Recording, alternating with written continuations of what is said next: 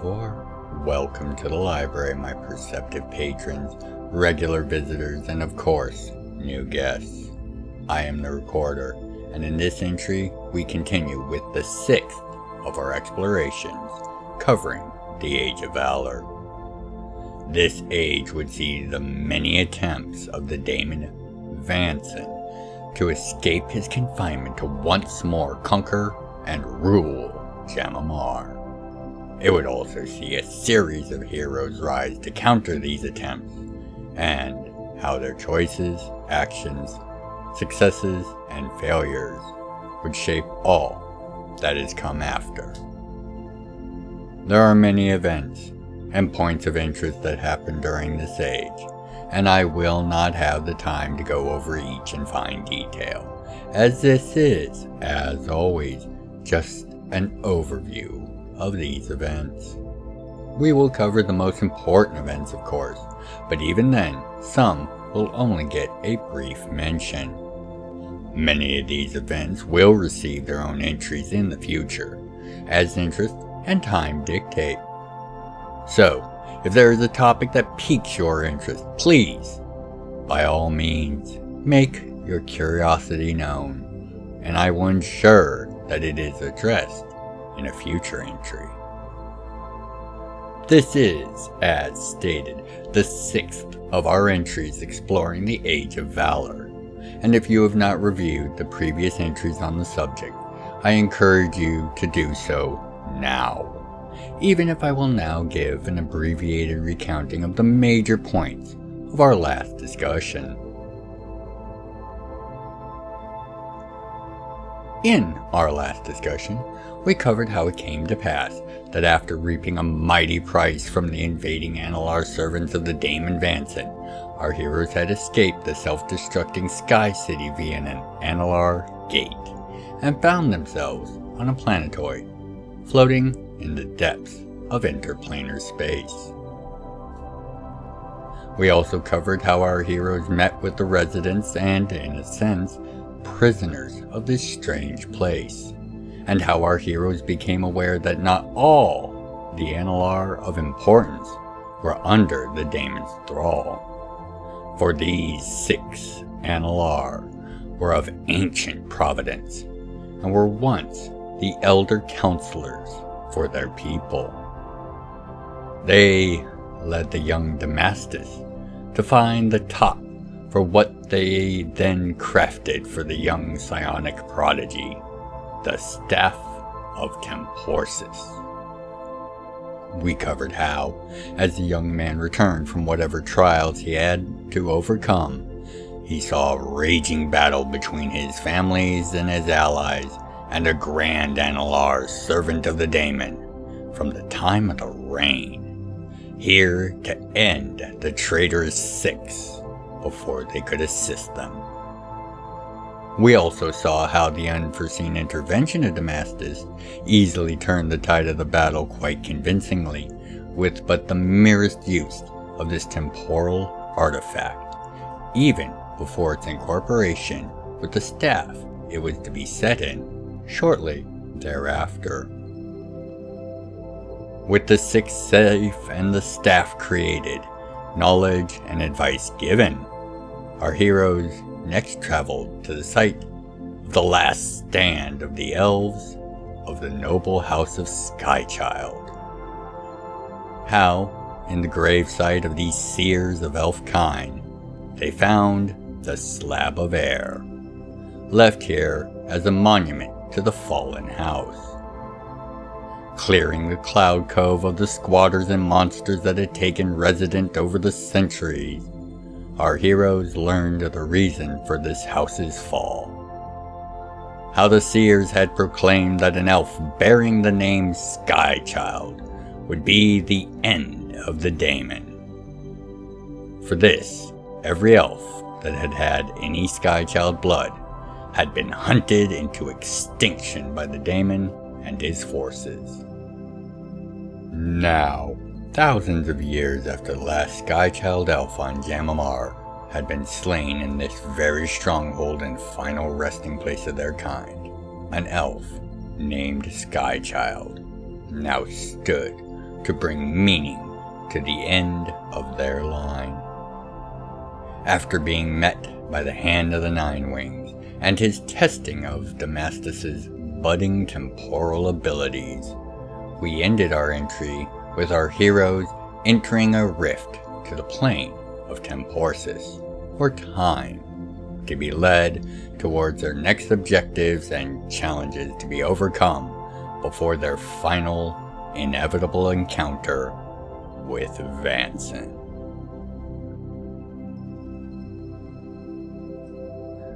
Soon after crossing into the plane of time, our heroes, led by the Hand, made their way towards the heart of time itself. The Hand explained to the young Damastus while they traveled that while he could not enter into times before his race's birth, locales within the plane of time were fair game. Other realities and truths of the nature of time were also made clear to our heroes, all in preparation for what would follow once they arrived at the appropriately named Castle of Temporis. The Castle of Temporis sits at the heart of time's beginning, reachable only those allowed by its master, or with the skill and power to make the journey, or similar means or personages. From its throne, one can see and touch time as a greater entity and concept, seeing far more than most mortal minds are able to process or perceive. While one cannot alter time directly from the throne, they can use it to gain the information needed to interdict any unwanted action by knowing exactly when and where to act to derail any oncoming threat. Of course, this requires one to be sitting the throne, and as he did, Damastus became the first mortal lord of the castle ever, and so far as records allow, the only Lord of Time ever recorded. Before we continue into what happened next, we need to have a quick talk about how, according to the people of Jam'mar, from the first Daemon Siege of Polaron to the grand muster at Fort Falconflight that marks the beginning of the end for the Valor's battle to deal with Vainson, less than a year passed. Roughly. Counter to this, the events recorded by both the Valors themselves, as well as the records of their appearances in this time, all add up to much longer, perhaps even years. Of course, this is only possible due to their access and control of the aforementioned Castle of Temporis and Damastus' staff, and rapidly growing familiarity with its power and its use. For the sake of a clear understanding, I will list the most major events to have occurred during this time, although they may not be in order, as even records of many of these events vary slightly with themselves.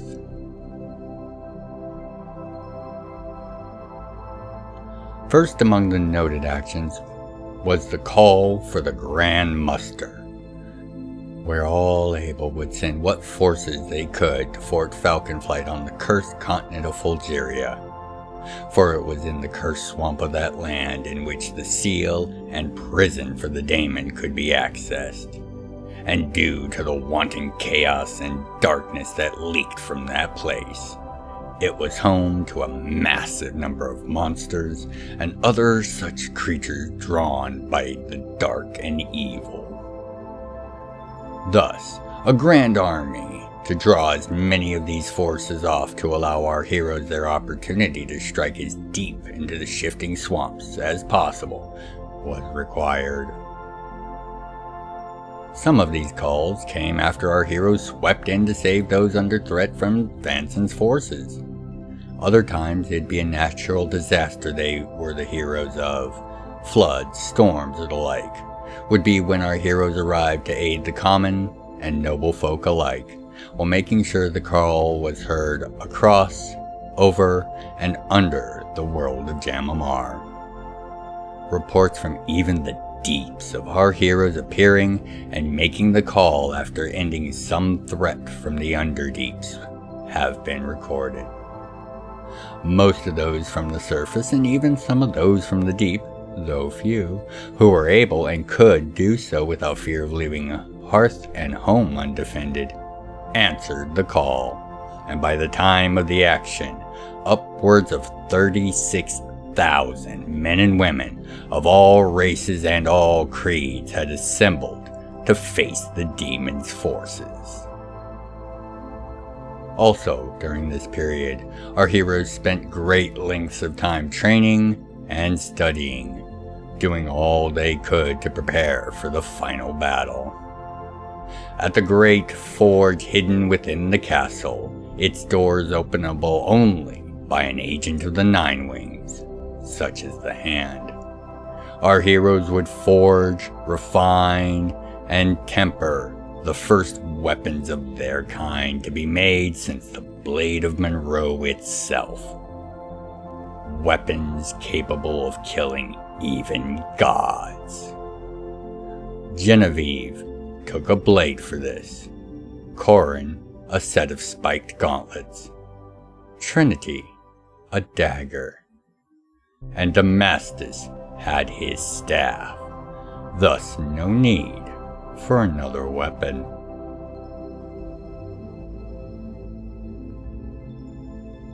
Also, a preemptive raid on the shifting swamps occurred, although it is unclear if this was always just a scouting mission, or if this was, in fact, our heroes attempting to rush their objective without the backing of the muster.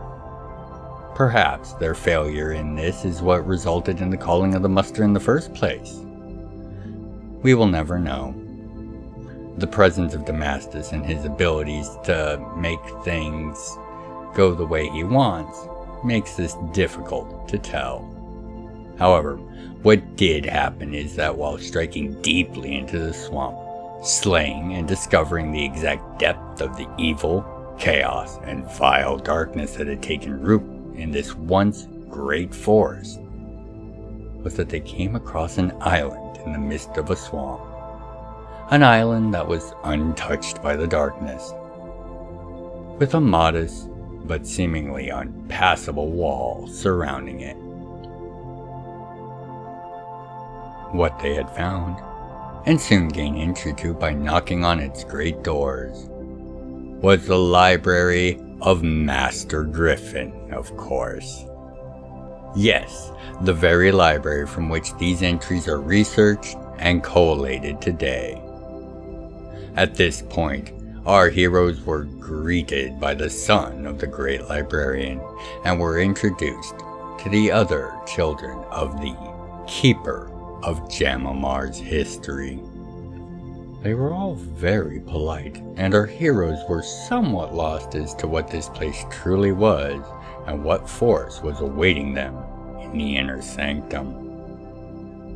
Entering and meeting with the elder god of time, Master Gryphon himself, more of the truths of the realms were made known to them. That Vainson would see his dark wasp servants arrive to slay our heroes just as they attempted to join the battle to come. How they would not be the last to battle this evil, but they would be the first to truly defeat him, even if that defeat was but a step to his eventual destruction. He also delivered to them the slab of time, which had served as his chair's back since the day it was hidden. It is unknown how long they stayed within the library, as time flows there as Gryphon wills it. But it is known that after they extracted from the swamp and secured the last of the slabs with the rest that they had at the castle of Temporis. Also among these events that occurred, our heroes appeared and competed in a grand tournament of the Colosseum of Polaron, winning at its end what was revealed to be none other than the Hammer of Valor. Hidden under layers of disguising hexes and spells of distraction, it had served as the ceremonial symbol for champions of the Colosseum for centuries. Even the great gnome Calor had been unaware of its true nature, although he was keen enough to have never let it completely leave his sight.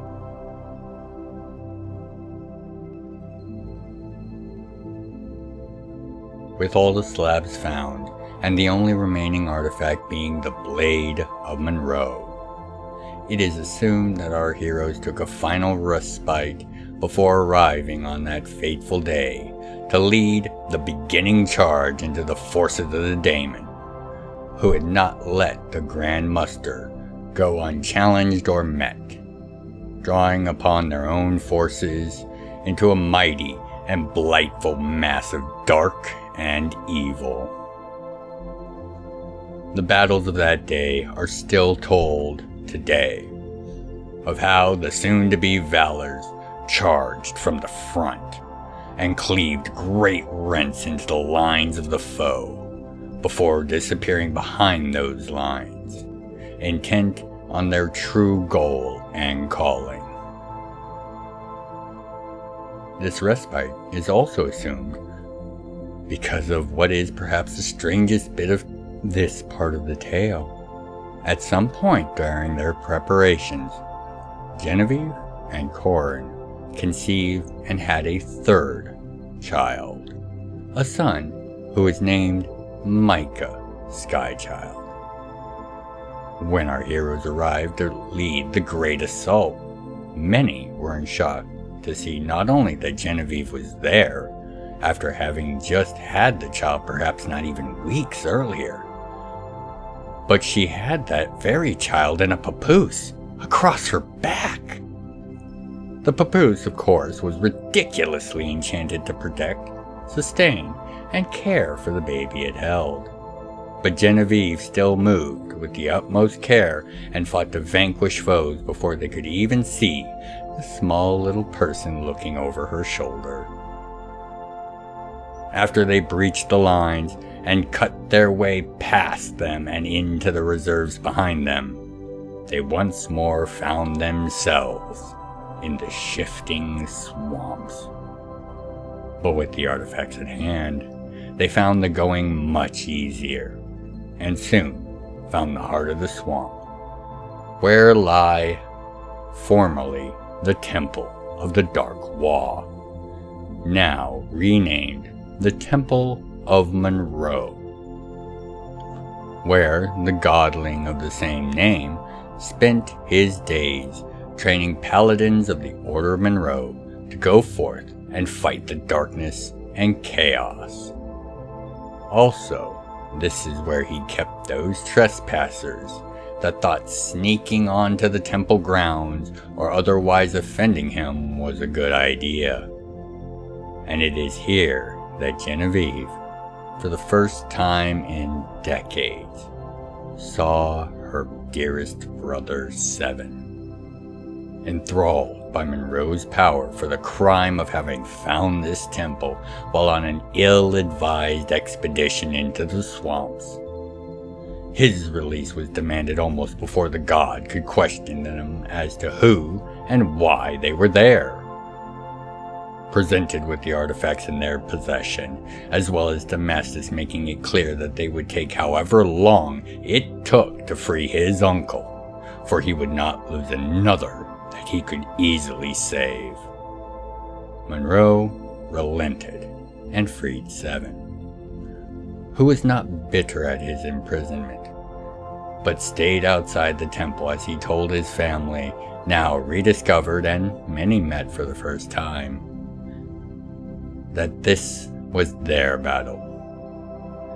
He would stay with Monroe and the Paladins to halt the oncoming Dark Wall forces.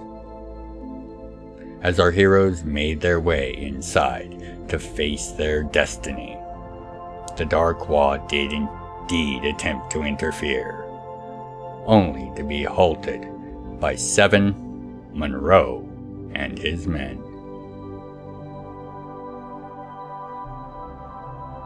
The reconstruction of the Great Seal, the spells to open it, and the shattering of it with Vapor's hammer.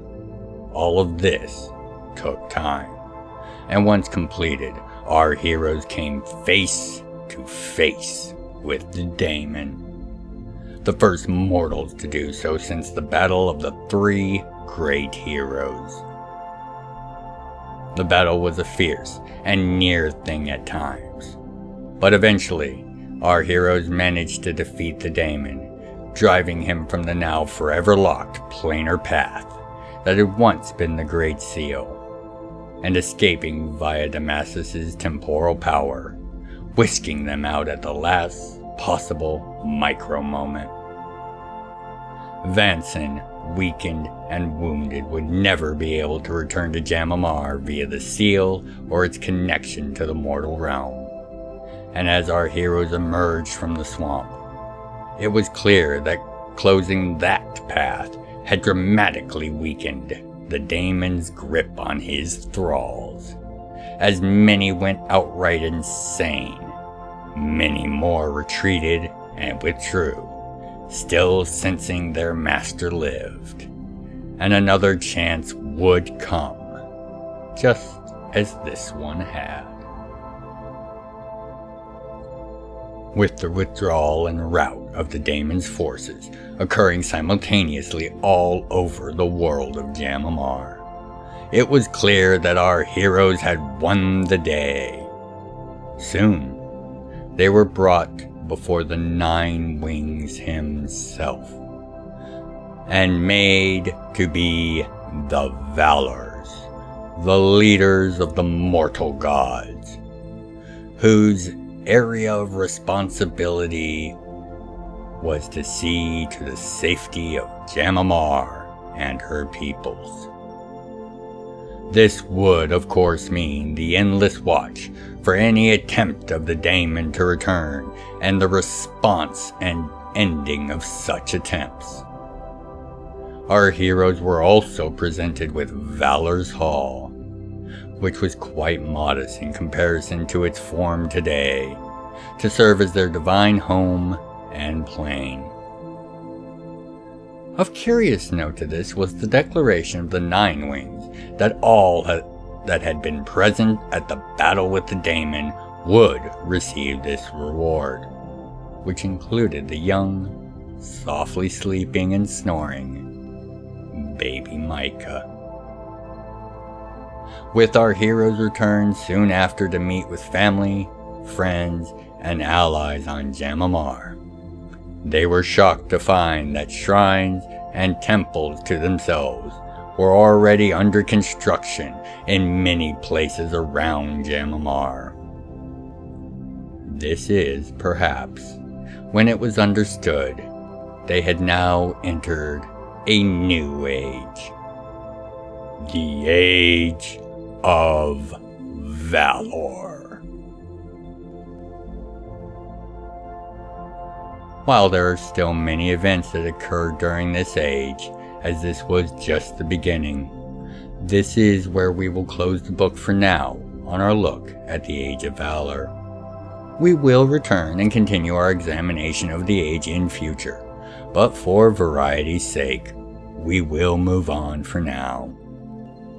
As always, I want to thank you for your time, your interest, and most of all, your patience, as we continue to look into the realms of Jam'mR, her history, her heroes, and her people.